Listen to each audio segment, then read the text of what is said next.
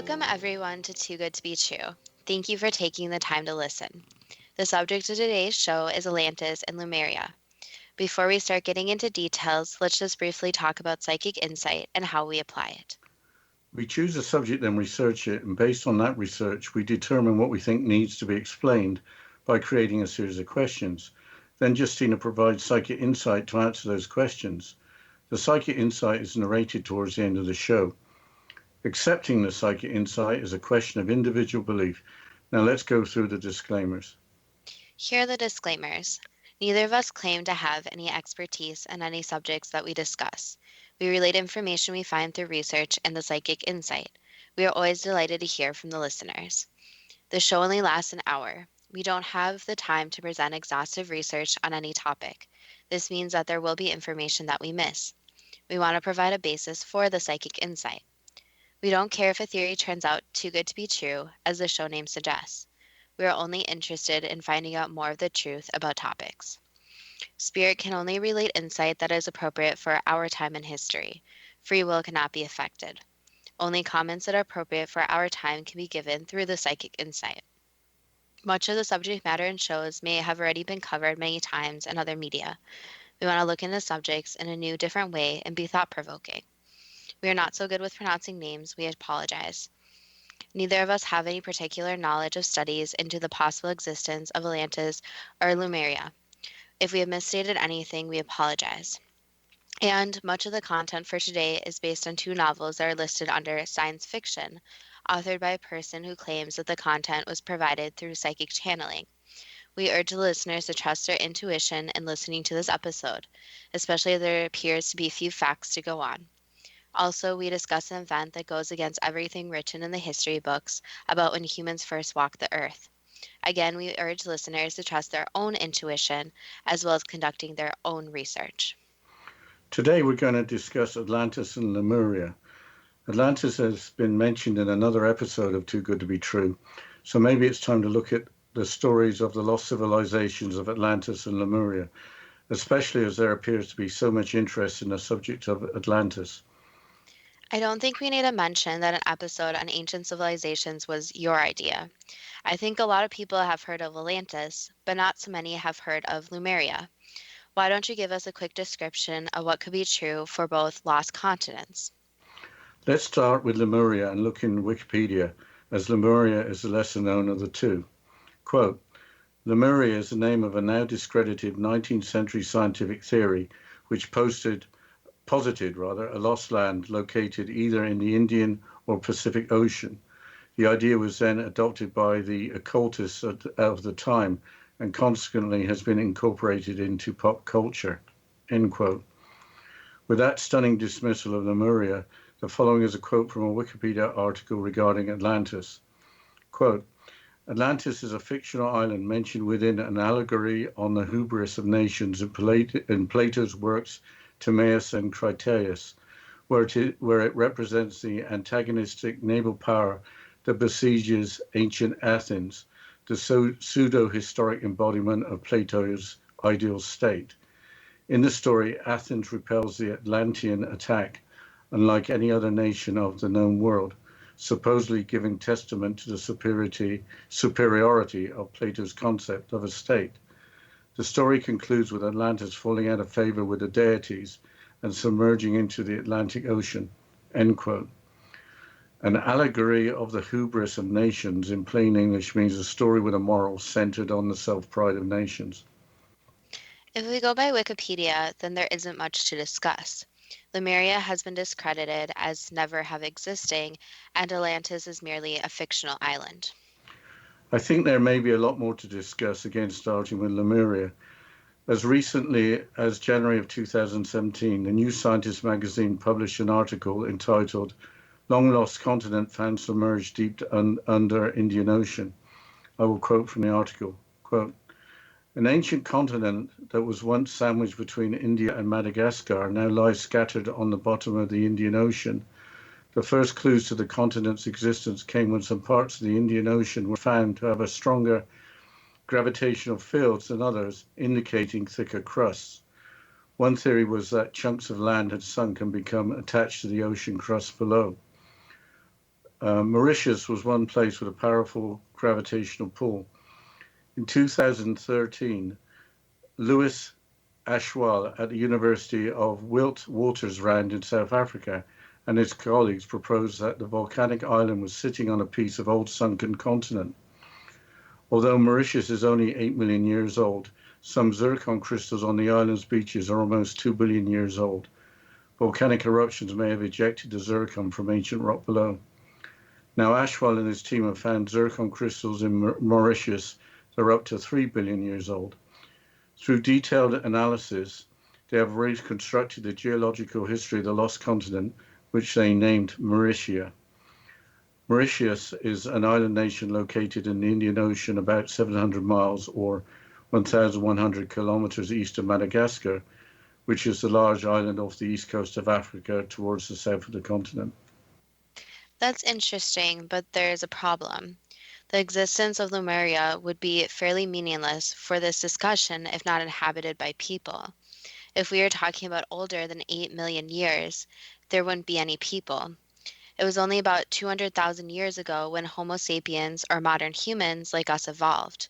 So there weren't any humans like us on Earth until relatively recently. That's interesting because I was going to talk about the people of Atlantis from 9 million years ago. How do you know that there were people in Atlantis 9 million years ago? I don't know. It's all based on works of fiction. I was going on the background behind two novels by author Phyllis Craddock, which was the real name of a famous British television cook, Fanny Craddock. She was so well known that John Lennon yelled out, Fanny Craddock, when recording the Helter Skelter track from the Beatles' White Album.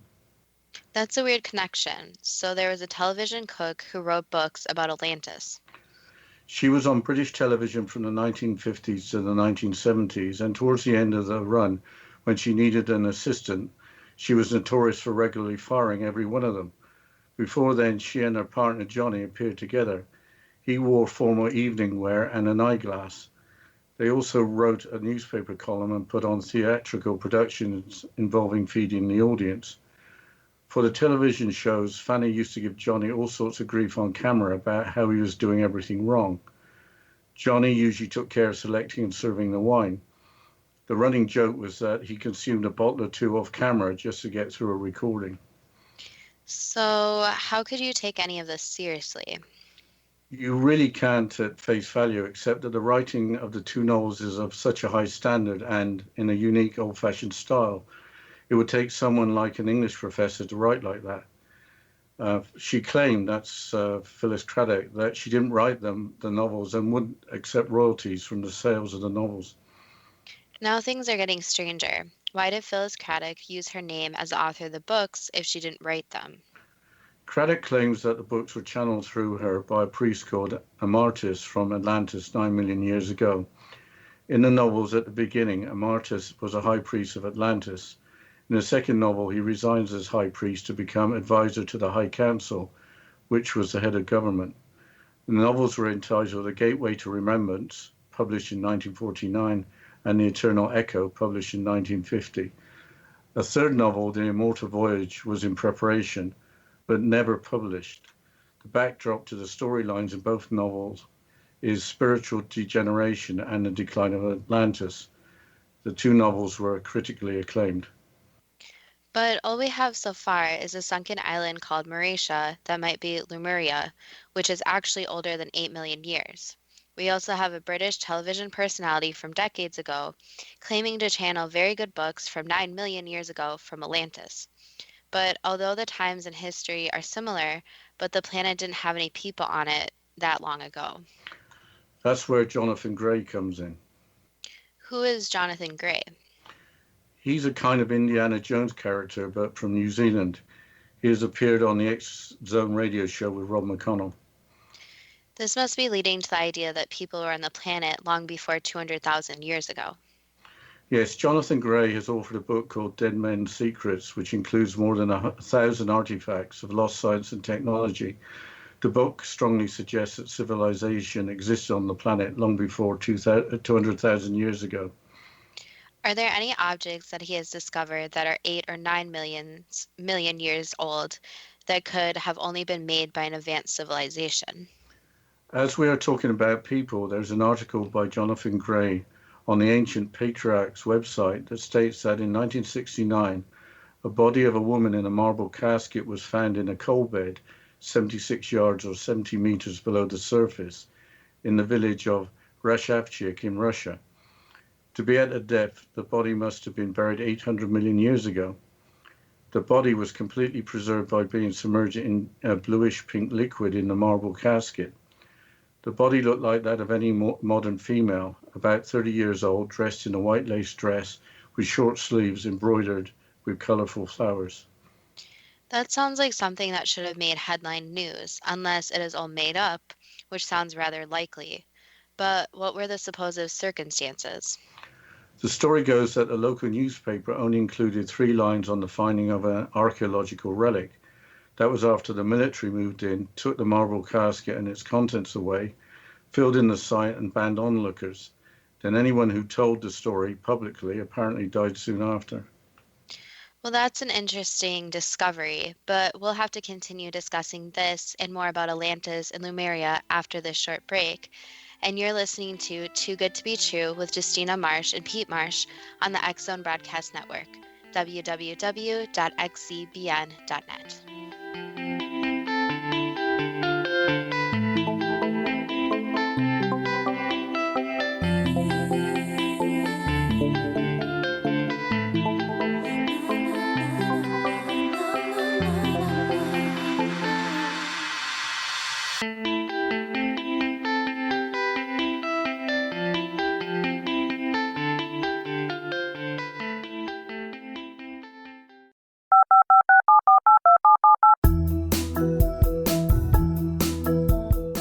Did you know that when you're on the road with limited data or Wi-Fi, you can still listen to the X Zone Radio Show with Rob McConnell, The Science of Magic with Gwilda Wiyaka, X-1, Dimension X, Space Patrol, and every minute of the X Zone Broadcast Network by calling 213-401-0080, courtesy of Audio Now.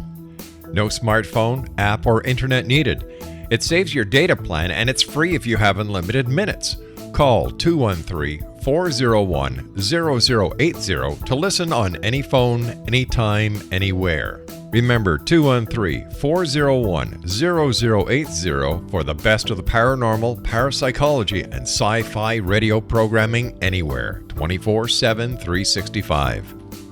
You have heard of the X Zone? Now watch it on Simul TV, plus 500 video games, live TV channels, free video on demand, worldwide, and more. Does this sound like tomorrow's television? Well, it is, but you can have it today, right now. It is Simul TV. Simul TV offers what the others only wish they could provide. 15 exclusive channels like X Zone, sci-fi, and horror. We are worldwide. No other provider offers that. 500 built-in video games. No need to have an extra expensive system. We have them included. Free video on demand. Live streaming events from around the world. Interactive online network, and much more. Tomorrow's TV today. Simul TV. Sound too good to be true? Well, it's not. You can have Simul TV today. Sign up at simultv.com. Do it today.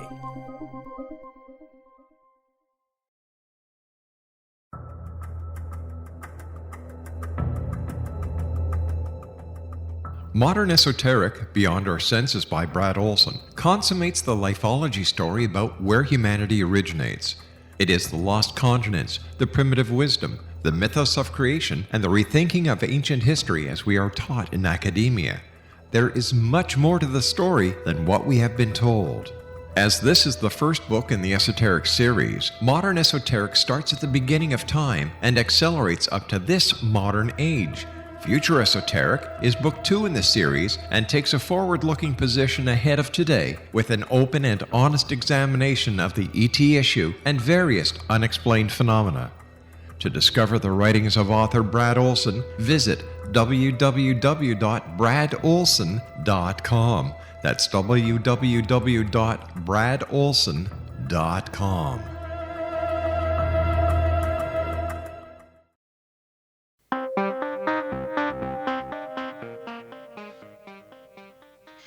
Welcome back to Too Good to Be True. And before the break, we were discussing possible evidence of a coffin that held a body that was older than 200,000 years ago. So based on Jonathan Gray's body of work, that there is evidence of people living on Earth millions of years ago, even if the story of 800-million-year-old woman may not be true. But what scientific evidence is there for the existence of Atlantis? There seems to be many possibilities of where Atlantis could have been situated. The most recent claim was for Spain. In 2017, the documentary Atlantis Rising, shown on the National Geographic Channel, looked at various sites around the Mediterranean, including a large marsh in the Donnelly National Park in southern Spain. The marsh was once an open bay near the Straits of Gibraltar, which as a bay fits in with Plato's description of Atlantis. If we don't have a clear idea of where Atlantis may have been located based on scientific evidence, why don't you summarize the sleeping prophet Edgar Cayce's information included in the previous episode? These are the major points. Edgar Cayce, in a reading, said that Atlantis occupied the area between the Gulf of Mexico and the Mediterranean. Edgar Cayce predicted that the lost city of Atlantis would be discovered and the Bimini Road would be found at a particular time. So different possible sites for Atlantis can be explained by Atlantis being the size of a continent rather than a small island.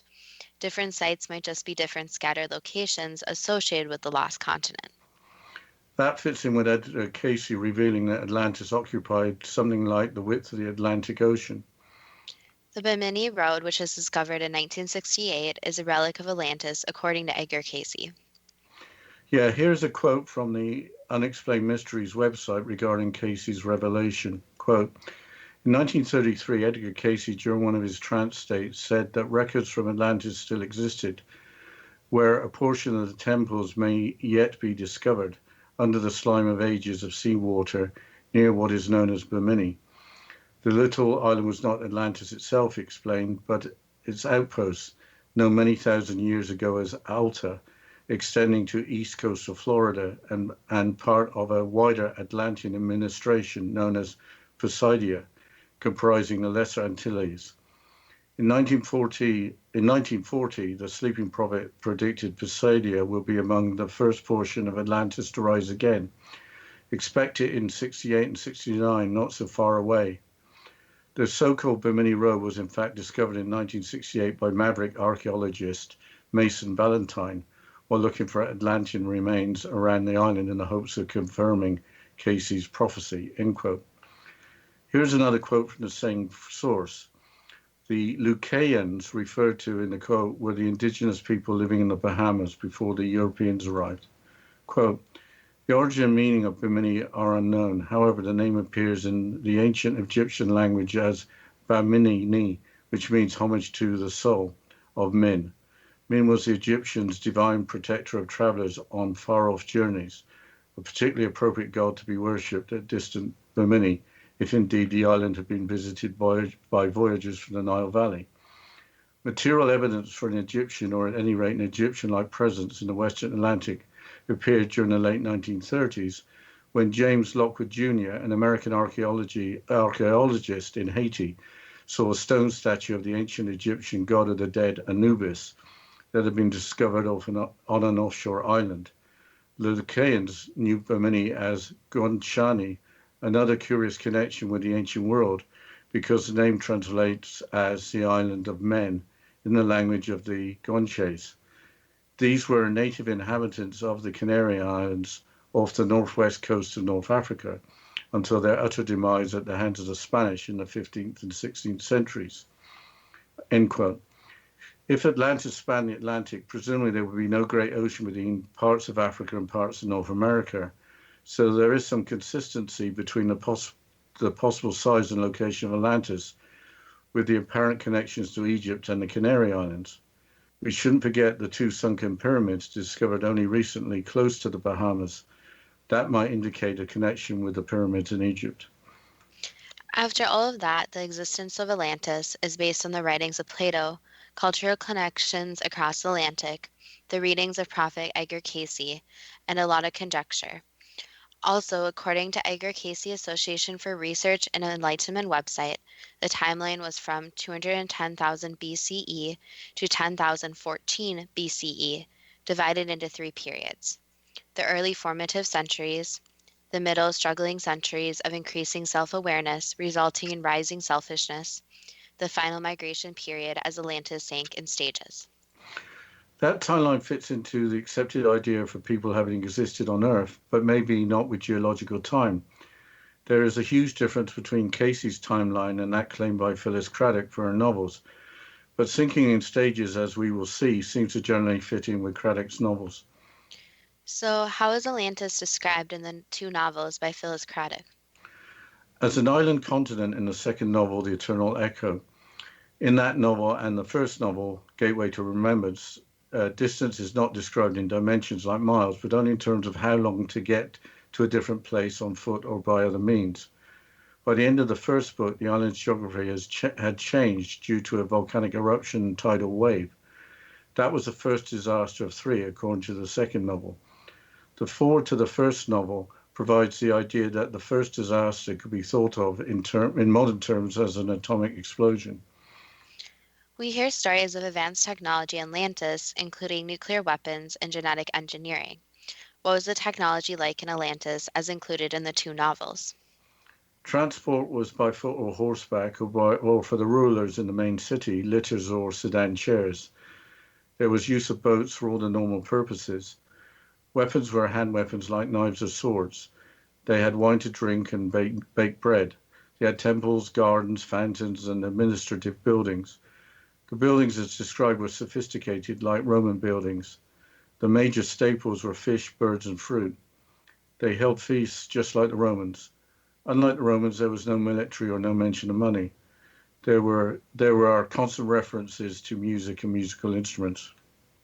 What is the writing like? Very old-fashioned and difficult to read. Quoting large passages from it would be pointless. Why don't you give an example? I'll keep it short. This is from page 1 of Gateway to Remembrance. You need to have a dictionary on hand to follow the text. The following quote refers to the state capitol building. Quote, "High above the slender pediment facing over the great gardens and the sweeping city, the sun inviolate of shadows poured down upon the words inscribed upon the tablet. By free will chosen of the people, towards the highest in the service to the Father, Mother, God, which in the all-seeing eye is vested in first service towards all man and womankind," end quote. A pediment is typically the triangular gable placed across vertical columns as seen in classical Greek or Roman architecture. So the front of the building has the all-seeing eye, which is a constant for the Atlanteans that subscribe to highly spiritual beliefs. But the island was called Atlas Alamasius, which is stated as being an early name for Atlantis. It is worth mentioning the foreword written by the publisher. It talks about spiritual decadence leading to the breakdown of civilization in Atlantis as being a lesson for the modern age. How was Atlantis run as described in the 2 novels? Who were the rulers? Atlantis in the novels was run by the adjudicators and the administrators, who had villas near the Capitol building in the central city. There were 7 adjudicators and chiefs, making up the High Council, which was the head of government. The High Council was in place by free choice of the people, implying that these were officials elected or somehow appointed by the people. What was the geography of the island? The island was described as vast, washed up by tremendous seas. In the north were the salt mines. There was a great belt of forest towards the east, with the vine country towards the west. There were 2 large rivers that converged on the central city at the heart of the island. This was the center of government. The central city was surrounded by hills. The 2 rivers widened as they flowed to the south, where there were grain belts, vineyards, orchards, and grazing land. At the southeast of the island, there was desolation surrounding the cone of the volcano. Further south was tropical jungle with rare fruit. The shape of the island was not described, but given the changes in vegetation and presumably climate, it must have been quite large. How did the Atlanteans dress? In the novels, they wore long white robes, but that was only true for the leading group of Atlanteans. White robes with Greek or Roman architecture that fits in with lots of modern images of Atlantis. Why don't you explain the differences between the different groups of Atlanteans? The group ruling Atlantis had what they called sixth sense, meaning they had psychic abilities. The main temple was not only staffed by priests, but also by psychic mediums who worked the priests notably for the irradiation ritual. The Atlantean psychic abilities included nonverbal communication, clairvoyance, and the ability to read other people's auras. There's also reference to the Akashic records, accessible mediums or possibly in dreams. The Akashic records are believed by many modern spiritualists and psychics to document everyone's past and possible future lifetimes. Before the break here, tell a little bit about the irradiation ritual, please. Yeah, I'll get started. In the temple in the central city under the single all-seeing eye, there was music with incense being burned, with a medium taking a place in a designated chair. There were white flowers everywhere. The music involved priests and mediums humming a melody influenced by harmonies from a fourth dimension. I think we're going to have to leave it there. Yes, we'll have to continue describing what the supposed irradiation ritual was after this short break. And you're listening to Too Good to Be True with Justina Marsh and Pete Marsh on the X Zone Broadcast Network, www.xzbn.net.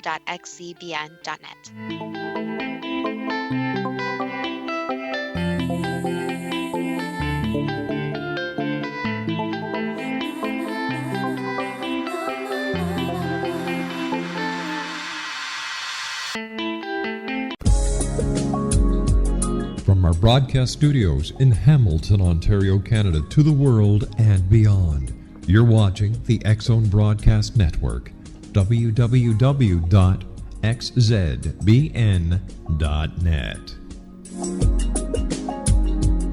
AVS Media Den.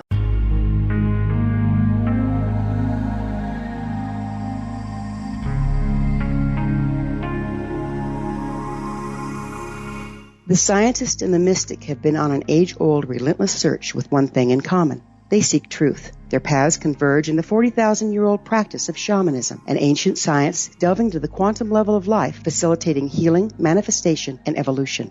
I'm Gwilda Wiyaka, the founder and director of Path Home Shamanic Arts School, a unique Colorado State certified occupational school training shamanic practitioners and teachers. We also provide classes for empowering personal lives through shamanism. Our certification classes are in week-long segments enabling international participation, and online classes and long-distance shamanic healing sessions are available. Come discover the science of magic in the limitless world of shamanism. www.findyourpathhome.com.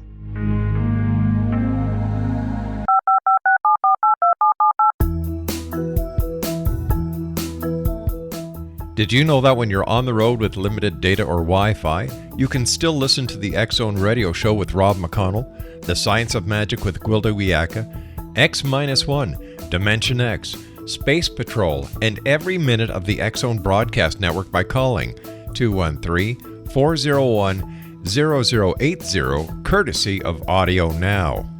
No smartphone, app, or internet needed. It saves your data plan and it's free if you have unlimited minutes.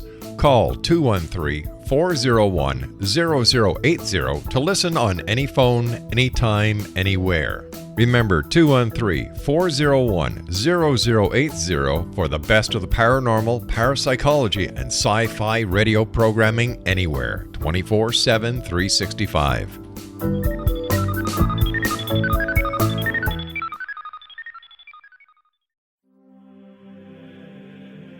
Rob McConnell here, presenting an overview for Nicholas Paul Jennings, author of a fascinating book, Amen. It presents facts revealed by Egyptologists, facts that enable us to understand why Amen is the beginning of creation of God. It provides recommendations for religious leaders of the major religions to unify their beliefs and teach the Word of God. Love one another. Amen informs people how mankind conceived God. It was the Egyptians that developed the concepts of a soul, a hereafter, and Son of God. And finally, after the worship of many gods, they conceived the belief in one universal God, the maker of all there is. For more information, visit www.futureofgodamen.com. That's www.futureofgodamen.com.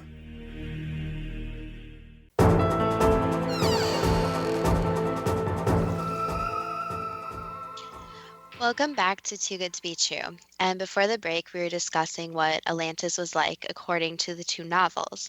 And Dad, you were just talking about the irradiation ritual and was discussing what that was like. Yes, all the mediums seem to be female, while all the priests seem to be male. The head medium would then address the Father, Mother, God and rededicate the people to their God, while asking for re-empowerment for the people to serve in the right way. Then a silver thread would appear, attaching the medium spirit to the body, and the spirit of the medium would leave her body. Then a new spirit would appear, illuminated by a white and blue light coming from the physical body of the medium. The spirit, a messenger from the Father, Mother, God, touched the cup in front of the two high priests, giving the contents enduring strength of love, and offered the cup to the priest to drink from. Then the spirit would irradiate the masses inside and outside the temple by providing a sacrament of purification. The spirit messenger then faded, with the medium's spirit returning to her body. So the radiation ritual included a mass exposure to a spirit with a reinforcement of spiritual beliefs. But what is reading other people's auras? The aura is the energetic field around people. Reading an aura is seeing different colors in a field about 6 to 18 inches or 15 to 45 centimeters from the body. A vibrant color means spiritual awareness. The existence of auras is included in Egyptian and Hindu traditions. What other aspects of spiritualistic beliefs did the Atlanteans believe in?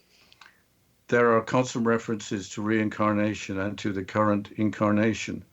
Death is described as leaving the incarnation, with implication that life is eternal. Karma is mentioned, including karma being passed on from previous incarnations. What was different about the other group?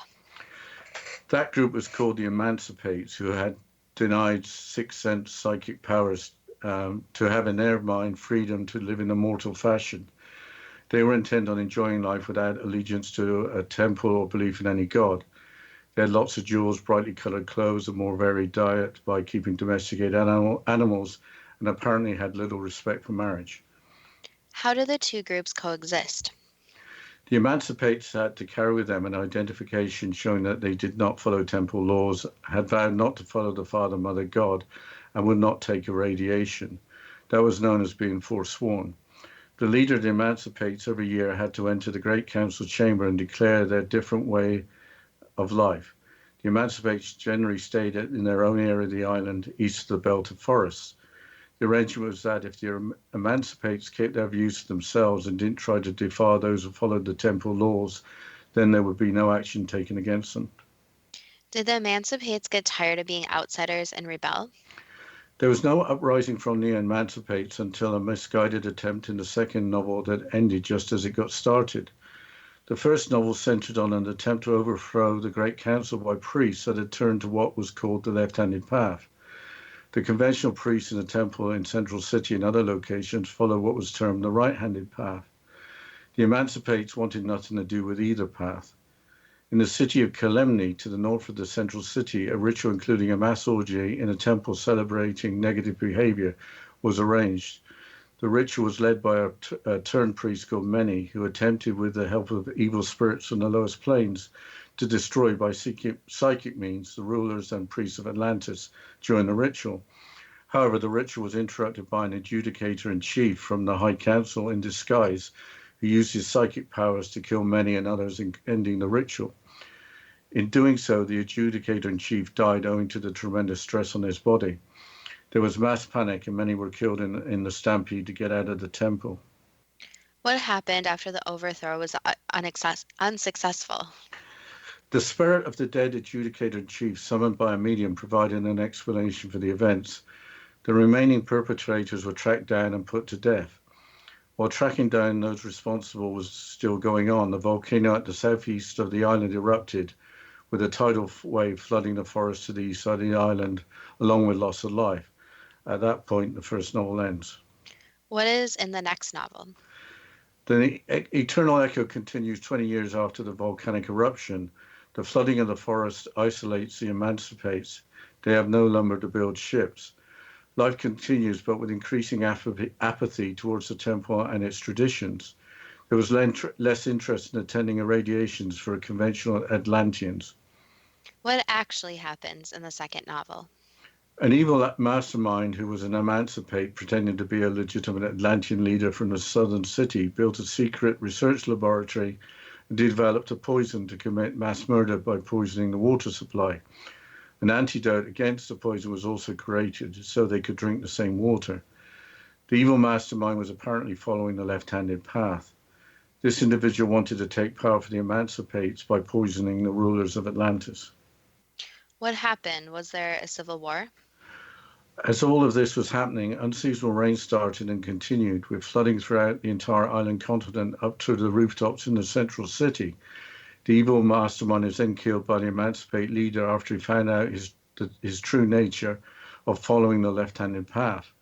The mass poisoning doesn't happen, with the novel ending with a group of 7 younger individuals setting sail from the central city to the north with a view to a permanent settlement elsewhere. The storyline makes sense for the third title that was in preparation but wasn't published, and that was The Immortal Voyage. Was there any mention of Lemuria in either of the novels? Its existence is mentioned in The Eternal Echo, but there is no detail given at all. On the subject of Lemuria, what do we know about how their home was destroyed? Nothing really, but the naming of Lemuria is interesting. There is no good explanation for the distribution of lemurs from Africa to India and beyond. These are the small primates with the beady eyes and long tails. Because of the distribution of lemurs, there was a suggestion of a landmass in the Indian Ocean between Madagascar and India millions of years ago. Lemuria is named after lemurs. Is there any information available about people living in Lemuria? I couldn't find much at all. There are people who believe they have had past life in Lemuria, and all sorts of psychics or mediums who claim to have information about the lost island. Apparently, for thousands of years, Polynesians have related the story of a Pacific continent that was once the motherland of mankind. Lemuria is considered to be the home of a root race, according to the book The Secret Doctrine, written in 1888 by Helena Blavatsky. The landmass was situated in the Indian Ocean, according to Blavatsky, existing approximately 150 million years ago. Did you find anything about Lemuria rising again? I couldn't find anything of real substance as a prediction, but where I live was once the ocean floor given the sandy soil, so if you wait long enough in terms of millions of years, some places may rise from the ocean floor. There seems to be a lot of unknowns about Atlantis and Lemuria, even if they actually existed. I think it's time to ask the first question. Yes. Is there a long-lost continent underwater in the Indian Ocean located between India and Madagascar? There's land that has sunk into the ocean, yes. Is that lost continent what remains of Lemuria? Yes. Was the lost continent dry land 8 million or more years ago? Yes. Was the sinking of the lost continent just part of a normal geological process on planet Earth? No.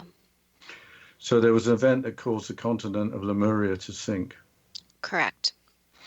Was it the result of the actions of the inhabitants of Lemuria? Yes, the action of the peoples and also the actions of the earth. Who inhabited Lemuria? Ancient peoples. Were the 2 novels by Phyllis Craddock channeled by an Atlantean priest from 9 million years ago? Yes. Why was the style of English so hard to follow? Because from the channeling, the English was not the same as today. So in a lot of channeling sessions, English isn't exactly the same unless whoever you are channeling actually has knowledge of today's English. So that's a problem, since even in some channeling sessions, the language may not come over in English. Why wasn't the third novel, The Immortal Voyage, published? It had more private and personal information that wasn't ready for the public. I've already asked a similar question, but did civilization exist on the planet long before 200,000 years ago? Yes. Was a marble casket from 800 million years ago found in a Russian coal mine? Yes. Was there a body of a modern-looking female in the casket? Yes. Why did the authorities rush in and cover up the story? Because discoveries like that aren't ready for the public to see or hear about. And the problem is that there's a lot of discoveries that have a lot of unanswered questions, and it is easier to cover those up than release the information and cause panic. What happened to the casket with a body in it? It's kept in a government facility. Did Atlantis occupy the area between the Gulf of Mexico and the Mediterranean? You could call it Atlantis, yes. Is the Bimini Road a remnant of Atlantis? Yes. Are there portions of temples from Atlantis still to be recovered? Yes, but they are very, very deep in the ocean, so it would take a lot of advancements in technology to actually recover them. Is there a connection between Bimini and ancient Egypt, or is the name Bimini just a coincidence? That's a coincidence. Is the discovery of the stone statue of the Egyptian god of the dead, Anubis, found in Haiti in the late 1930s, evidence of contact between ancient Atlanteans and ancient Egyptians? Yes, but the contact wasn't completely direct, so there were more subtle messages left between the civilizations. Before I ask the next question, Justine, I think you should take us into the break. Yes, we'll continue with the psychic insight and the questions after this short break. And you're listening to Too Good to Be True with Justina Marsh and Pete Marsh on the X Zone Broadcast Network, www.xcbn.net.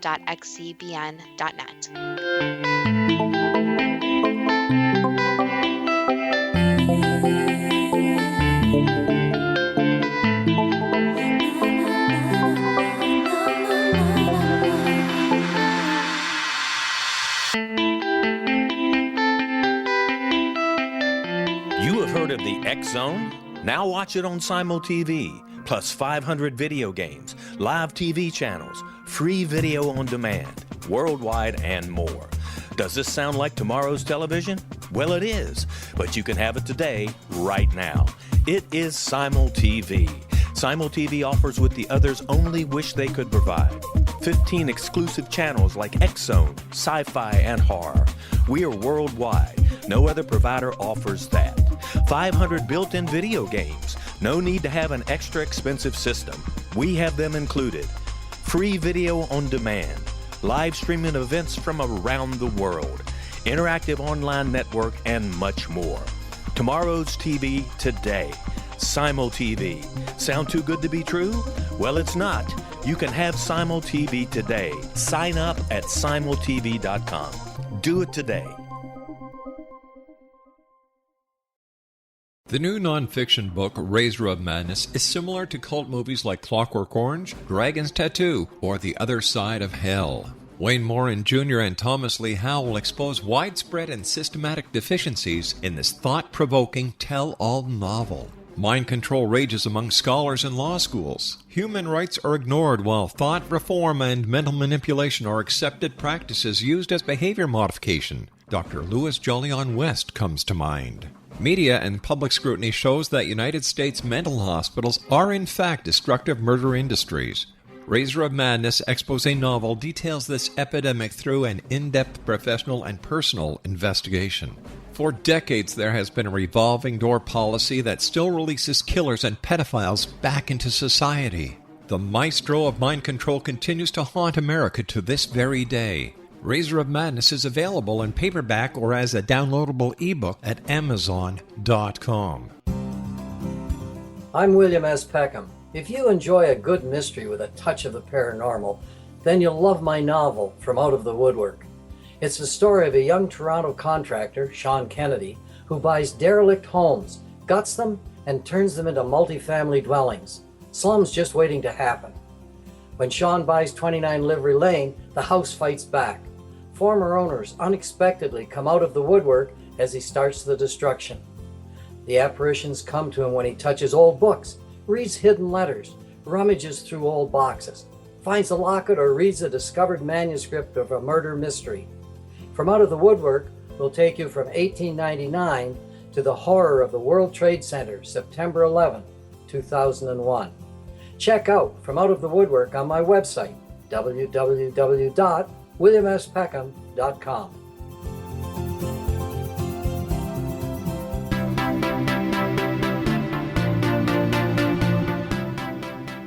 Welcome back to Too Good to Be True. And before the break, we were going through the questions and the psychic insight about Atlantis and Lemuria. So, Dad, can you please continue with the questions? Yes. Was there contact between Atlanteans and the Guanches, the former native people of the Canary Islands? Yes. Is there any connection between the two sunken pyramids discovered recently close to the Bahamas and the pyramids in Egypt? There is a relationship, yes. Did Atlantis exist between 2010,000 BCE and 10,014 BCE? Approximately, yes. That's where I'm getting confused. The Philistocratic novels were channeled from 9 million years ago. Were they channeled from an earlier age of Atlantis? So the problem is that time isn't what time is today. So the years weren't constructed yet. So it was in present time in their minds. So that's the problem with the history books and even our records, is that when the record keepers were keeping records back then, time wasn't as it is today. So yes, you could say that it was an earlier part of Atlantis, but the estimations are partly correct and partly incorrect, since any estimation would be incorrect since time didn't exist yet. So it was an earlier stage of Atlantis when time was not recorded? Correct, yes. Were there three periods in the history of Atlantis? The early formative centuries, the middle struggling centuries of increasing self-awareness resulting in rising selfishness, and the final migration period as Atlantis sank in stages? Yes. I think I've already asked this, but how could Atlantis be no more than 210,000 years old, as described by Edgar Cayce, when the Philistocratic novels were apparently channeled from someone living 9 million years ago? Time really wasn't a construct yet. Humans were still trying to figure out time and how to record time. So a lot of the dates are confused and not actually completely correct. Did Atlantis have sophisticated technologies like nuclear weapons or genetic engineering? They had their own group of technology and were very advanced for a civilization that was a long time ago. Did misuse of advanced technology result in the destruction of Atlantis? Misuse, greed, jealousy, anger, a bunch of negative emotions is what destroyed not only Atlantis, but a lot of the people. In the foreword to the first novel, there is a warning that what happened to Atlantis could happen to us today. Does that mean there is a warning from ancient Atlantis? Bingo. Was the Atlantean civilization described in the Philistocratic novels like the Roman civilization in terms of architecture, transport on foot or on horseback, the making of wine and the food eating? Yes and no. So they had other technology. They were also experimenting with different transportation, including crystal transportation. So yes, a lot of the so-called normal people did use normal means of transportation, but there were also different experiments with more advanced technology that doesn't exist in forms today. What was the significance of the all-seeing eye? It represents not only the third eye, so enlightenment, becoming one with oneself, self-love, self-worth, and overall peace, and also the all-seeing means connecting to each other and connecting all humans to each other. Did the Atlanteans hold feasts like the Romans did? Yes, all the time. Was Atlas Alamasius an early name for Atlantis? In a different language. In English it sounds different, but that's the gist of it. Was the early Atlantis, as in the two novels, destroyed by the spiritual decadence of its people? For the most part, yes. Did Atlantis recover and go on after the time frame of the two novels?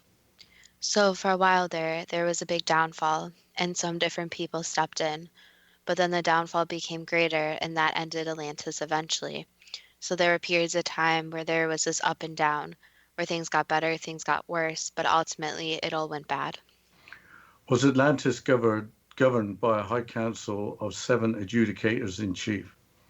There were more than 7. How could Atlantis be an island continent if it only had 2 major rivers and only had a few cities, as described in the 2 Philistocratic novels?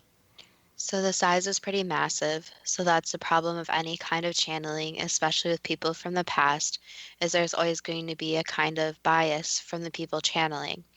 Since in their mind it seems small, but when Edgar Casey discussed Atlantis, it seemed very large. So there's this bias of what's large and what's small. But in regards to how large it was basically between their two concepts. So it wasn't spanning the whole ocean, but it wasn't also very tiny either. Did Atlanteans following the temple law dress only in white robes? There were other colors too, so not just white. Did the Atlanteans following the temple law have a sixth sense with psychic abilities, including nonverbal communication, clairvoyance, and the ability to read other people's auras? Yes, for all of the above. Did some Atlanteans have access to the Akashic records? Yes, but they were granted special access.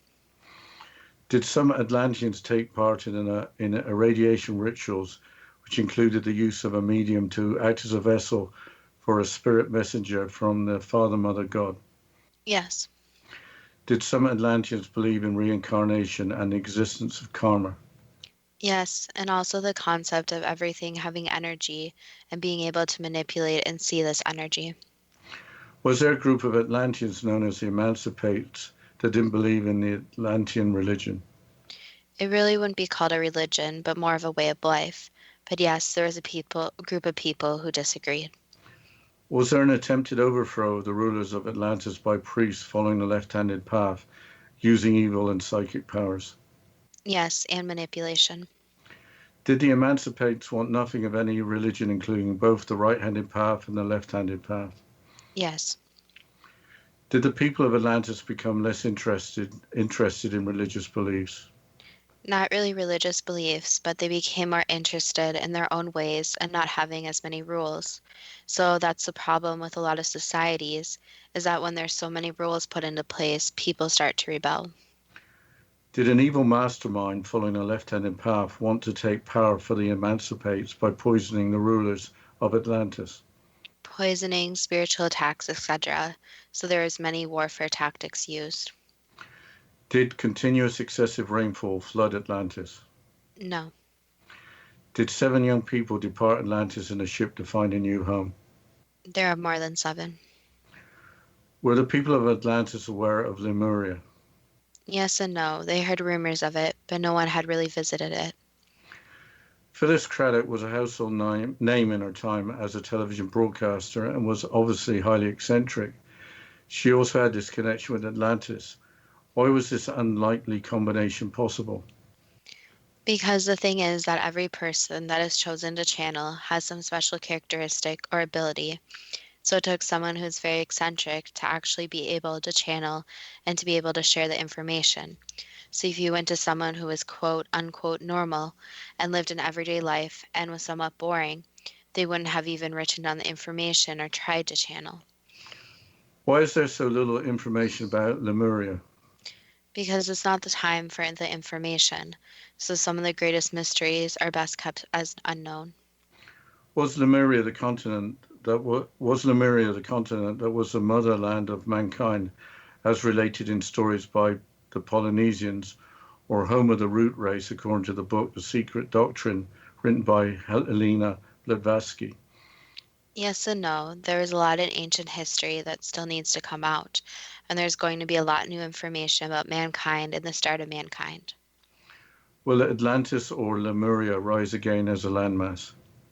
If they do, it won't be for a very long time, and the problem is that once a landmass sinks, it's very hard for it to rise again. Well, that was the last answer. Were the existence of the ancient civilizations of Atlantis and Lemuria too good to be true? That depends on what you are prepared to believe. What are your thoughts on Atlantis and Lemuria? My problem is that before this week, I hadn't really thought about Atlantis and hardly knew about Lemuria. I probably need a long time to take all of this in, and I really don't know what to think. Ancient civilizations are more of your area of interest, not really mine. Reading the 2 novels set in Atlantis was hard going, although the storytelling was very good. Nowhere in the body of either novel does it say that negativity and apathy led to natural disasters. As mentioned, the foreword to the first novel spells that out. So the novels were providing the story that the people's way of life and the events in Atlantis influenced the natural disasters. Yes, and at the end of both the novels, it didn't matter if you were a hero or anti-hero or neither. The natural disasters were going to harm you if you were in the way. What I found most interesting was that in the negative ritual in the first novel, the claim was made by the leader of the evil priests that ridding the leaders of Atlantis with their spirituality would lead to greater freedom. The observation was made that the opposite was true. Following the path of evil would lead to tyranny and loss of freedom. It sounds like you enjoyed reading the novels. Yes, I did, and they contained plot lines that had you turning pages. I didn't really discuss those plot lines. On that note, I think it's time to mention a new website.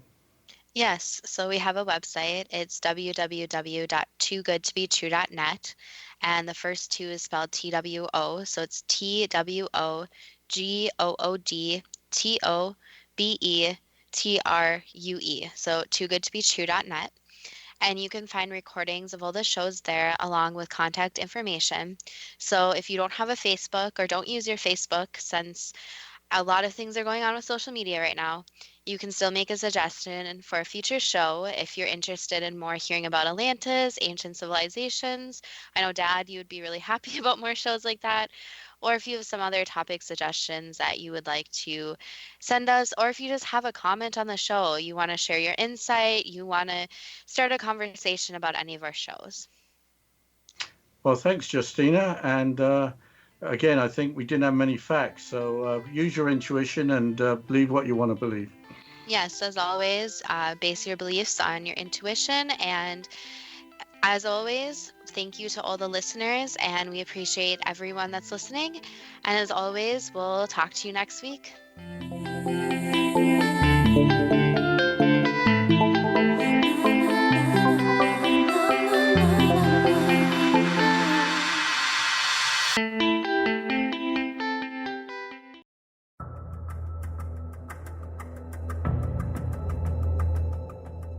Modern Esoteric, Beyond Our Senses by Brad Olson, consummates the lifeology story about where humanity originates.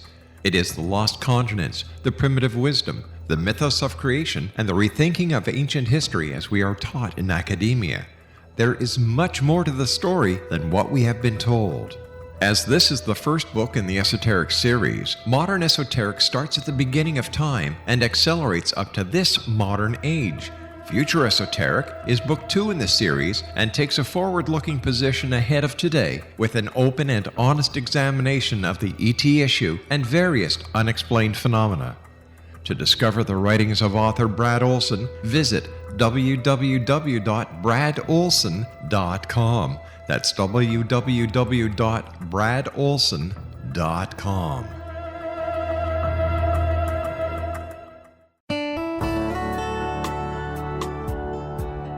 Are you or is someone you know struggling with addictions, depression, anxiety, relationships, low self-esteem, lack of confidence, grief, success, and prosperity? Do you know that your subconscious belief plays a big role in the outcome of your hard work? We can help you permanently change the beliefs that may be the reason for your struggles and failures. We care about getting you the return on your investment and the results you are looking for. We can help you be free of the limitations of your past and in realizing your highest potential. We work with people by phone and Skype. For more information, visit us at www.ritasoman.com. That's www.ritasoman.com.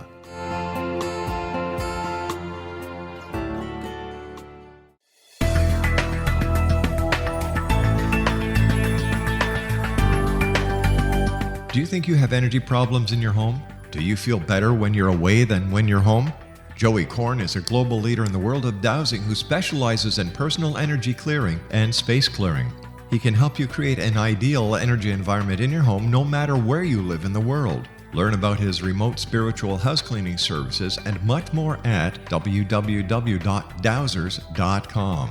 You can get Joey's book, Dowsing, A Path to Enlightenment, as well as other dowsing books and tools, Kabbalah books, and Walter Russell books. Joey's work is really amazing. Go to dowsers.com right now. That's DOWSERS.com or call 1-877-DOWSING. That's 1-877-369-7464.